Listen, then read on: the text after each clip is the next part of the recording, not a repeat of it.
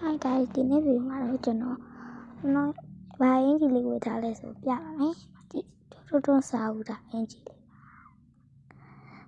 ။ဒါနဲ့တော့လဲကျွန်တော်အခါပြပါမယ်။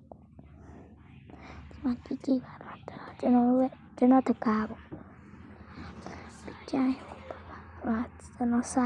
တင်းတဲ့နေရာမှာပိုကီမွန်ကတ်တွေရှိတယ်။အဲ့ဒါလည်းမဟုတ်ပါအများကြီးရှိတယ်။ဒီကြရင်ကျွန်တော်နော်ရဲ့ပစ္စည်းရတိုင်းနေရပါစာအုပ်တွေတော့ဒါနော်ငွေလေးအဲ့ဒါရုပ်ပါဒီကကျွန်တော်ရဲ့ဘဲရုပ်ပါတော့လိုက်ပြောပါရှင်ကူကျွန်တော်အိယာလေးတော့ကြတင်စီဒါလေးပြပါမယ်ပြီးကြရင်ကျွန်တော်ရဲ့အိယာလေးပြမယ်ပေါ့နော်အဲ့ဒါကျွန်တော်အိယာ